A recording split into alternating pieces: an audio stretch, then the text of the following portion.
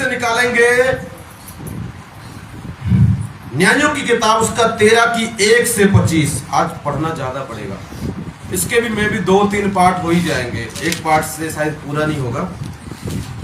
न्यायों की किताब उसका 13 की 1 से 25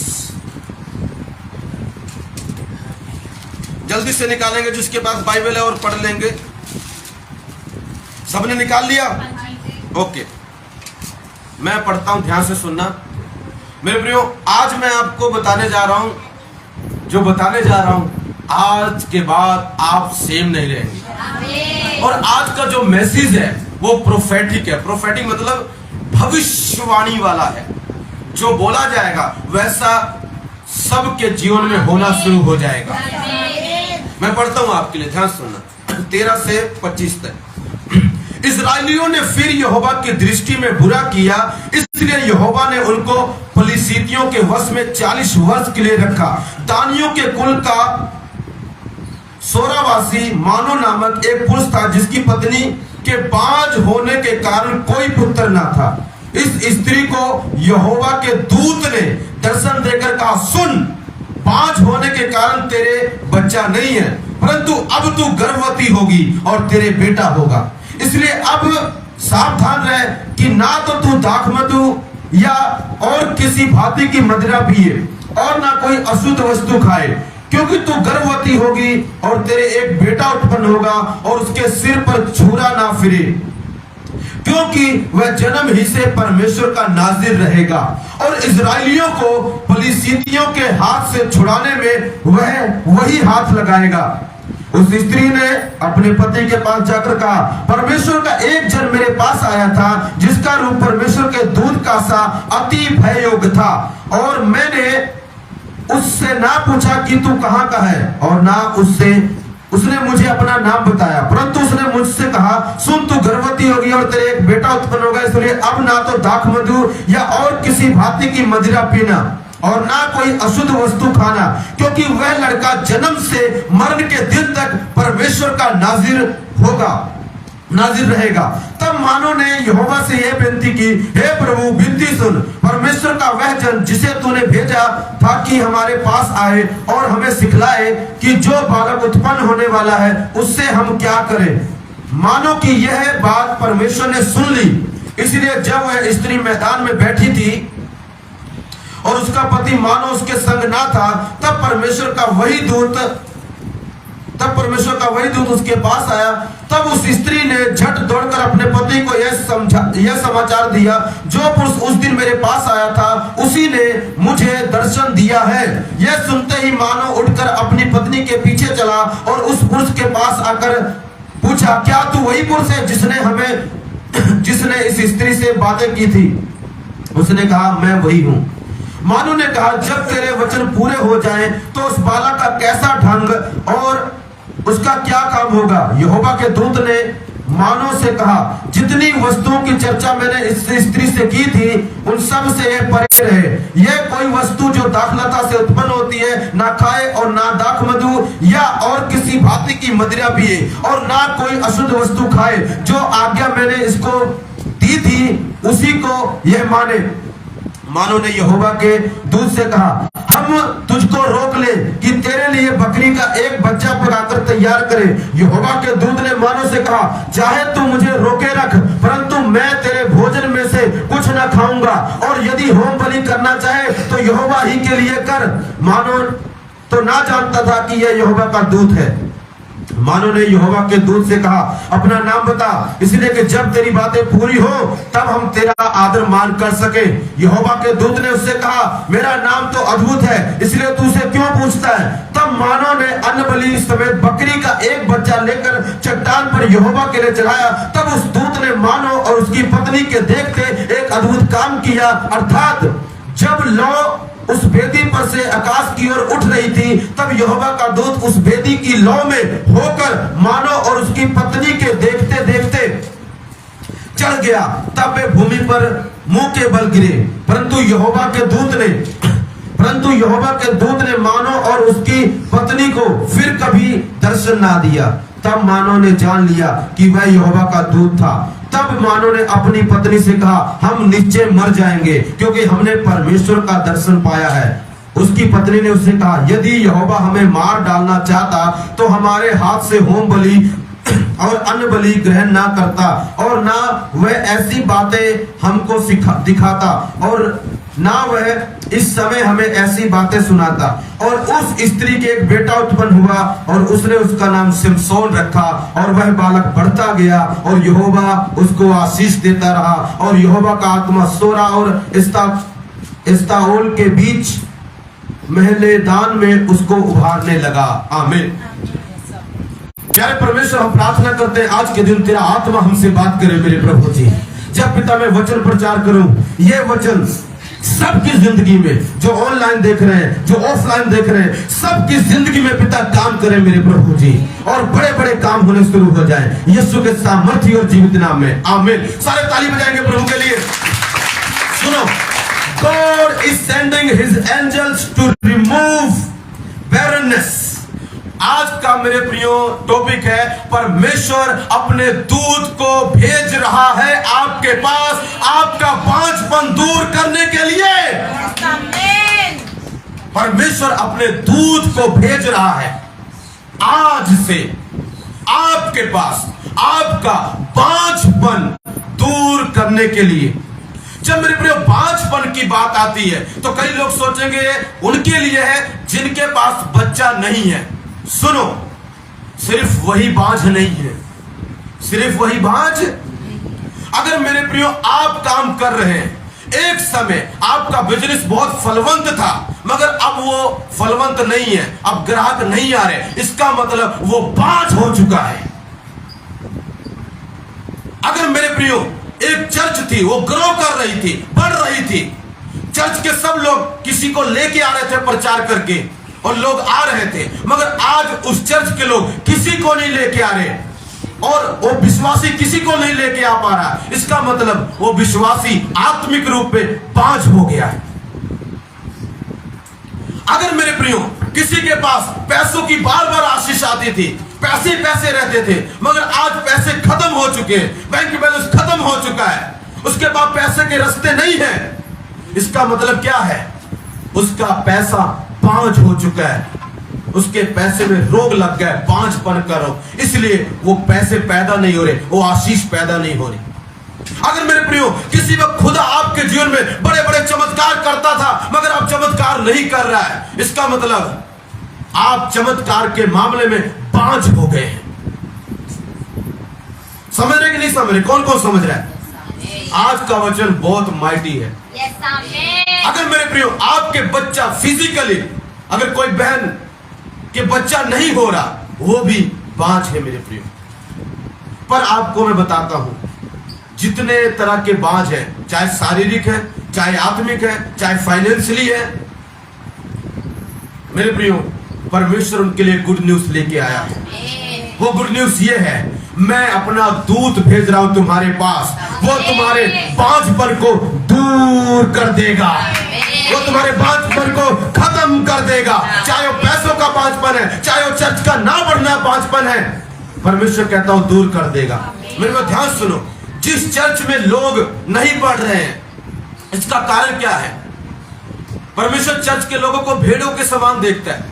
अगर भेड़ें बच्चा पैदा नहीं कर रही हैं, मतलब अगर चर्च का कोई विश्वासी किसी को नहीं लेके आ रहा, चर्च कोई रूह नहीं जीत रहा है, इसका मतलब वो विश्वासी इस मामले में आत्मिक तौर पे बांझ हो चुका है। वो क्या हो चुका है? बांझ हो चुका है। इसलिए वो कोई रूह नहीं जीत रहा। एक व्यक्ति है वो रूह लेके आ रहा है, लोगों को लेकर, और एक व्यक्ति ऐसा है वो एक भी रूहें नहीं लेके आ रहा, वो एक भी व्यक्ति को नहीं बचा रहा, किसी चाचा को नहीं बचा, किसी रिश्तेदार को, किसी दोस्त को या किसी गैर को उसने कभी चर्च में नहीं लेके आया। इसका मतलब वो मेरे प्रियो आत्मिक रूप से बांझ हो गया है, और वो बच्चे नहीं पैदा कर पा रहा है। कौन से बच्चे? आत्मिक बच्चे। भेड़े पैदा नहीं कर पा रही है। आज परमेश्वर ने मुझे प्रकट किया, तेरी चर्च में बहुत से ऐसे लोग हैं जो बांझ हो चुके हैं, जो आत्मिक मेरे प्रियो आगे भेड़े नहीं पैदा कर रहे, किसी रूहों को नहीं जीत रहे, वो रूहें जीतने में बांझ हो चुके हैं। पर तेरे लिए गुड न्यूज है, तेरी चर्च के लोगों के लिए गुड न्यूज है। मैं एक दूत भेज रहा हूँ, वो दूत आकर उनके इस बांझपन को चंगा कर देगा। उसके बाद वो लोगों को लाएंगे, रूहों को जीतेंगे। जो चर्च रूहें जीतना छोड़ चुकी है वो चर्च बांझ हो चुकी है। जिस चर्च में चमत्कार होते थे बंद हो चुके हैं, वो चमत्कार के मामले में बांझ हो चुकी है। जिस चर्च में बहुत सारी आशीषें उतरती थी अब नहीं उतर रही है, वो आशीषों के मामले में बांझ हो चुकी है। ऐसे ही उस व्यक्ति का जीवन है। पहले परमेश्वर उससे बहुत बातें करता था, परमेश्वर दर्शन देता था, विजन देता था, दर्शन बंद हो गए, विजन बंद हो गए। इसका मतलब आप उस जगह बांझ हो गए। पर आज खुदावंद यीशु मसीह सर्वशक्तिमान यहोवा परमेश्वर अपने दूत को भेज रहा है, वही सेम दूत को जो उसने मानव के पास भेजा था। समझ रहे नहीं समझ रहे? किसको किसको मैसेज समझ आ रहा है?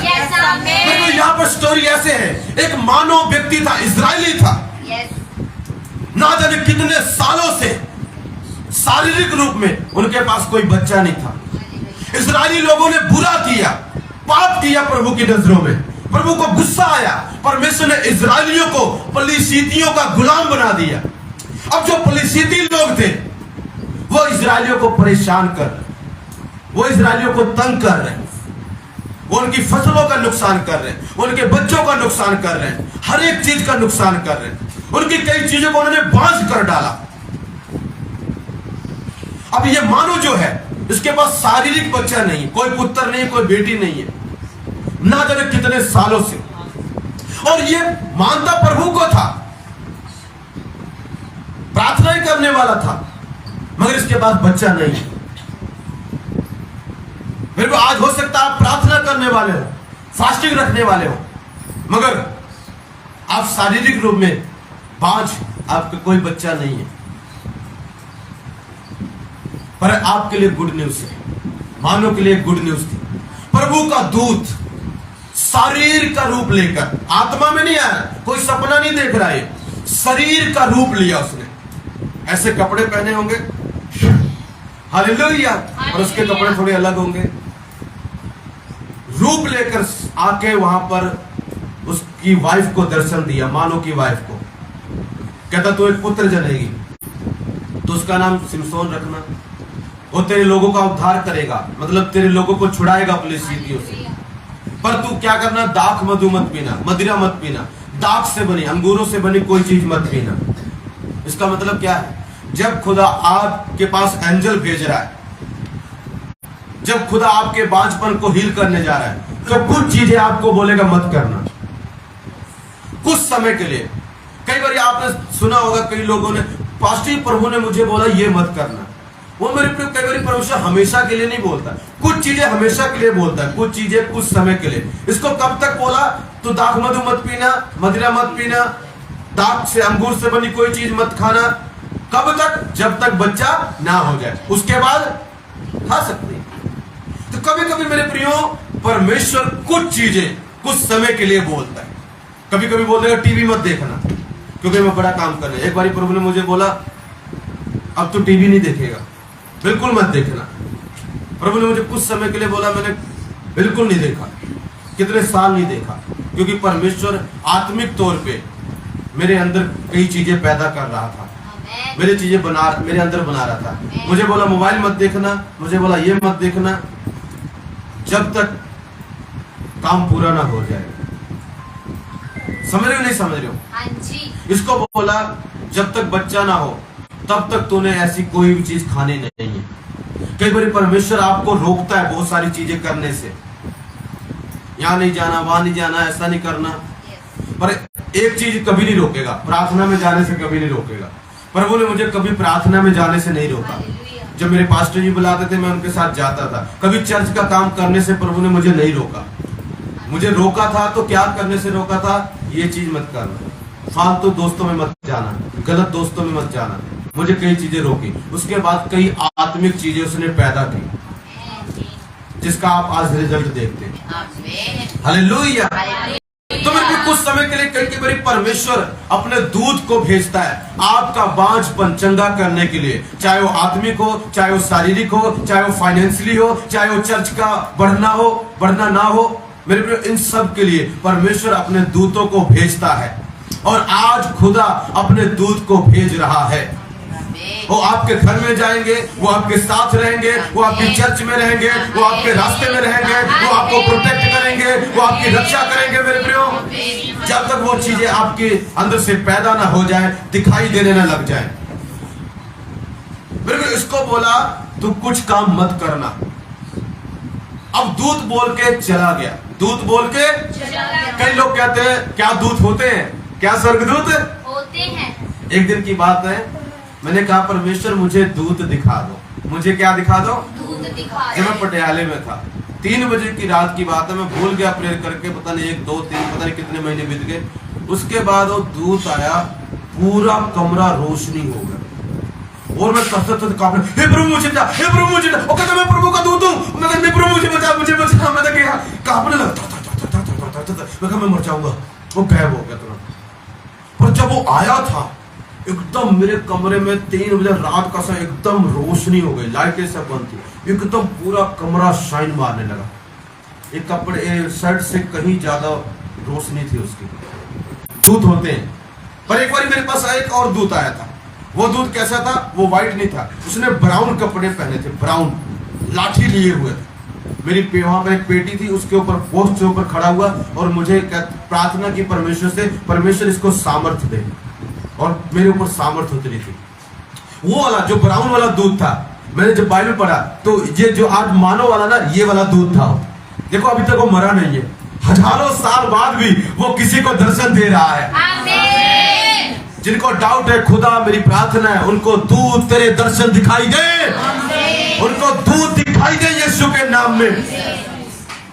मेरे प्रिय, दूत बड़े काम के होते हैं, दूत बड़े काम के होते हैं। इन लोगों को प्रभु ने हमें बोला लोगों को मारो मत, मारना थोड़ी नहीं हमने, पर प्रभु ने ये तो नहीं बोला जो तुम्हें तंग करे उसको डांटो मत। बोलो दूत को जाके उसको डांट, ऐसा डांट, ऐसा डांट, ऐसा डांटना कपकपी आ जाए।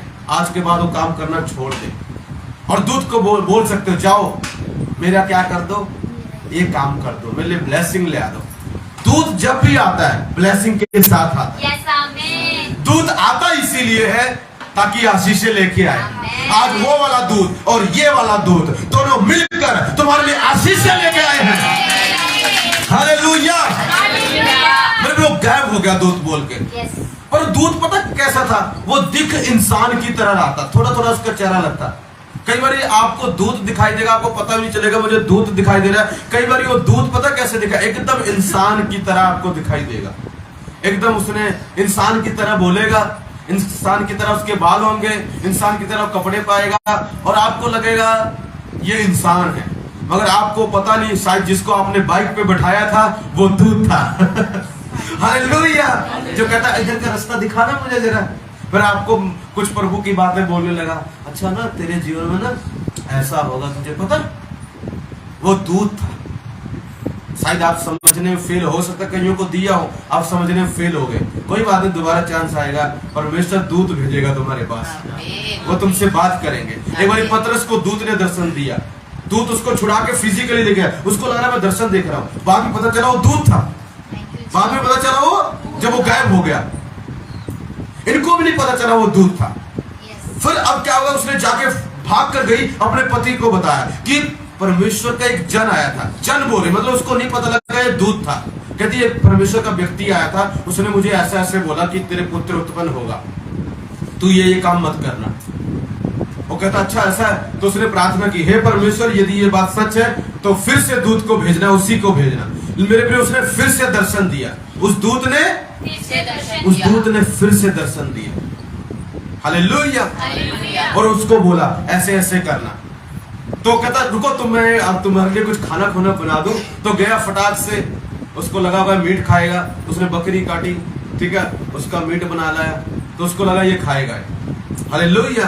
और उस वक्त पुराने जमाने में बलिदान होते थे, ठीक है, हमारे पापों के लिए, अब नहीं होते, अब कोई बलिदान नहीं लेता प्रभु, उस तरह का बलिदान नहीं लेता प्रभु। मेरे उस वक्त होते थे, अब नहीं होते। तो मेरे उसने बनाया, तो कहता देख मैं तेरी इस भेड़ को खाऊंगा नहीं, एक्सेप्ट नहीं करूंगा, अगर तुझे करना है तो इस चट्टान पर रख, परमेश्वर को दे, मुझे मत दे। तो जब मेरे प्रियो वो बना के लेके आया तो पता क्या हुआ, ध्यान से सुनना क्या हुआ। जब उसने ना एक उसके हाथ में आई थिंक रोड था, उसने उससे छुआ, दूत ने जब छुआ मेरे प्रियो उसमें से आग निकली। उसमें से क्या निकली? अब उनको ना थोड़ा हैरानी हुई, अरे ये हमको इंसान की तरह नहीं लग रहा था, ये हमको, पर जैसे ही इसने छुआ आग निकली। मेरे प्रियो कई बार क्या होता है, ध्यान से सुनो, प्रभु आपके सामने खड़ा, आप उससे बात कर रहे, कुछ नहीं हो रहा है, कुछ भी नहीं हो रहा है, पर जैसे ही परमेश्वर ना आग निकल जाती है। एक बार मुझे एक दर्शन आया, एक दर्शन में ना मैं किसी के दुष्ट आत्मा निकाल के आया था, तो दुष्ट आत्मा क्या कर रही, मुझसे बातें कर रही, तू उसको क्यों निकाल रहा है, तू छोड़ दे, मरने दे, तू ऐसा क्यों कर रहा है। तो मैं उसकी सुन रहा हूँ, वार्तालाप चल रही है। तो अब कहते तू उसको छोड़ दे। उसने ईंट उठा ली मुझे मारने के लिए, दुष्ट आत्मा ने ईंट उठा ली मारने के लिए। मैं कहा मैं हाथ ऐसे करूं, मैं हाथ ऐसे करूं, कहती हाथ ऐसे मत करना। जब तक बात कर रहे हैं एकदम अच्छे कंफर्टेबल बात कर रहे हैं, जैसे नॉर्मली कर रहे हैं, मैं कहा हाथ ऐसे करूं, हाथ ऐसे मत करना, हाथ ऐसे। मैं कहा मैं करता हूं। जैसे मैंने किया वो इतनी तेज उड़ के जाके उस ईंटें थी उस पर लगा, गिर गया नीचे। हालेलुया। कभी कभी दूत मेरे प्रियो सॉफ्टली बात करते हैं, आपको लगेगा तो हमारे जैसे ही है, ये तो हमारे जैसे ही है, देखो बोलता भी हमारे जैसे है। और कभी कभी परमेश्वर के दास भी आपको ऐसा लगेंगे, मगर वो सिंपल नहीं है, वो सुपर नेचुरल है। हालेलुया। बिल्कुल वो बात कर रहे हैं आराम से, पर जैसे उसने छुआ आग निकली, उस आग में होकर वो आसमान में उड़ गया मेरे प्रियो। तब वो लोग डर गए और मुंह के बल गिरे। वो कहते अरे हमने परमेश्वर का दर्शन देखा है, हमने परमेश्वर का दर्शन देखा है। हाँ अब तो हम मर जाएंगे, अब तो हम, क्योंकि उस वक्त लोगों के मन में ये था कि यदि आज हम परमेश्वर का दर्शन देख ले तो मर जाएंगे। मगर आज ऐसा नहीं है, आज आप प्रभु का दर्शन देखेंगे मरेंगे नहीं, वो पुराने नियम की बात थी। नए नियम में आप मरेंगे नहीं, आप देखेंगे तो आप उसकी महिमा में समा जाएंगे, उसकी महिमा को रिसीव करेंगे, उसके जैसे बनते जाएंगे। आज नहीं मरेंगे, आज आप दूध को देखेंगे मरेंगे नहीं, आज आप प्रभु को देखेंगे मरेंगे नहीं, आप जिएंगे मेरे प्रियो, आप जिएंगे मेरे प्रियो, आपका परिवार जिएगा मेरे प्रियो, आपके बच्चे जिएंगे मेरे प्रियो, आपका बाजपन दूर हो जाएगा मेरे प्रियो। मेरे प्रियो जब वो गायब हो गया, उन्होंने चढ़ाई दृढ़वंत किया। फिर उसकी पत्नी ने बोला नहीं नहीं नहीं ऐसा नहीं है, परमेश्वर हमें मारना नहीं चाहता, अगर मारना चाहता दर्शन क्यों देता। फिर मेरे प्रियो उसके बाद क्या हुआ, वो गर्भवती हुई, उसका बांझपन दूर हुआ जो सालों से था, जो कई महीनों से था, और उसने पुत्र को जन्म दिया। और वो पुत्र कोई नेचुरल नहीं था, वो सुपर नेचुरल था। उसने मेरे प्रियो जाके इजरायली लोगों को छुड़ाया। मैं आपको बता रहा हूं यीशु के नाम में मेरे प्रियो खुदावंद अपने दूत को आज भेज रहा है आपके बांझपन को दूर करने के लिए, आपके बांझपन को दूर करने के लिए। और मेरे प्रियो जब वो आपके बांझपन को दूर करेगा तो इस बार वो आपको सिंपल आशीष नहीं देके जाएगा, इस बार ही आपको सुपर नेचुरल आशीष देके जाएगा।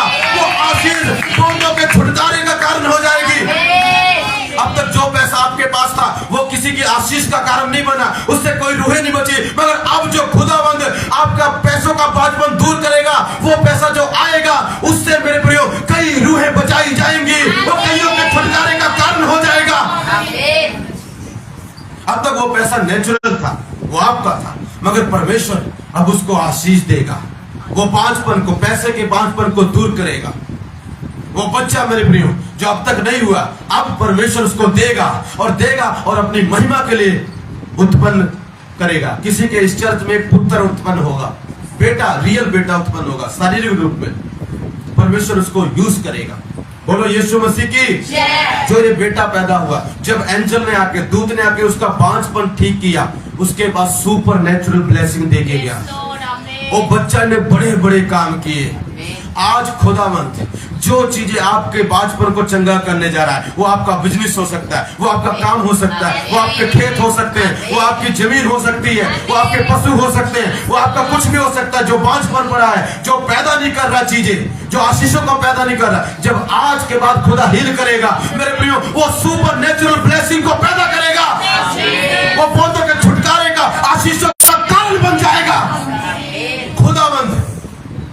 अपने दूत को भेजकर बांझपन को दूर कर रहा है। आमीन। हालेलुया। कई बार मेरे प्रियो, कई लोग सोचते हैं, एक चीज बताता हूँ, कई लोग सोचते हैं एक परमेश्वर है हर जगह कैसे हो सकता है, एक परमेश्वर है हर जगह कैसे हो सकता है। चलो मेरा तो बांझपन ठीक कर देगा प्रभु, चर्च का यहाँ पर परमेश्वर है, पर जो दूसरे लोग आए नहीं दूर है उनका कैसे ठीक करेगा। मेरे प्रियो, एक परमेश्वर हर जगह है, एक परमेश्वर हर जगह है। देखो इंसान को देखो, ये मोबाइल देखो, अब इसको जिसके पूरे वर्ल्ड में कहीं भी, पूरे संसार में कहीं भी हर जगह रमेश जा रहा है, हर जगह पूरे वर्ल्ड में कहीं भी फेसबुक जिसके पास होगा। अब है कितने मोबाइल, बहुत सारे, मगर रमेश तो एक ही है ना, मगर सबके पास पहुंच पा रहा है, यस। इतने लोगों को आशीषें दे पा रहा है। कहने का मतलब क्या है, एक ही परमेश्वर है, वो हर जगह मौजूद है। यस, आमीन। एक ही सैटेलाइट कईयों का है ना, देखो एक 4 है पर और सैटेलाइट है, देखो वहां पर, तो सैटेलाइट से कहते हैं कितने मोबाइल चलते हैं। यस। एक सैटेलाइट इतने सारे मोबाइलों को चला लेता है। जब इंसान इतना बुद्धिमान ये कर सकता है, तो सोचो एक परमेश्वर, सोचो एक परमेश्वर क्या कुछ नहीं कर सकता। यस, आमीन। एक परमेश्वर कितनी जगह नहीं हो सकता, एक परमेश्वर कितने लोगों को आशीष नहीं दे सकता। आमीन। एक परमेश्वर यहाँ भी है, अमेरिका में भी है, खामरा में भी है, चंडीगढ़ में भी, हर जगह वही परमेश्वर है यस, और आमीन। बड़े बड़े काम कर रहा है। आमीन। अभी देखना बड़े बड़े काम शुरू हो जाएंगे, आमीन। बड़े बड़े हीलिंग शुरू हो जाएंगी, आमीन। बड़े बड़े चमत्कार शुरू हो जाएंगे। क्यों? एक परमेश्वर हर जगह काम करता है, आमीन। हर जगह काम करता है। बोलो यीशु मसीह की जय। परमेश्वर ने मानव के उसकी पत्नी का बांझपन दूर किया, उनको पुत्र उत्पन्न हुआ। इस चर्च के लोगों का बांझपन दूर होगा, जो रूहें नहीं जीत रहे उनका बांझपन दूर होगा, वो रूहें जीतेंगे, वो प्रचार करेंगे, वो लोगों को लेके आएंगे यीशु के नाम में। उनका फाइनेंस हील होगा यीशु के नाम में, उनका बिजनेस हील होगा यीशु के नाम में। यदि खेत है तो उनके खेत का बांझपन दूर होगा। एक मेरे प्रिय पास्टर को जानता हूँ, उसका विश्वासी था, उसके खेत ना उपजाऊ नहीं था, बीज बीजते फसल नहीं पैदा होती। पास्टर को ले गया, पास्टर ने प्रार्थना की, मेरे प्रिय वहां पर पता क्या हुआ, उस जमीन का बांझपन दूर हो गया, बैरननेस दूर हो गया, और उस जमीन में आज तक चीजें पैदा होती हैं और अद्भुत पैदा होती हैं। ऐसी परमेश्वर करने जा रहा है मेरे प्रियो।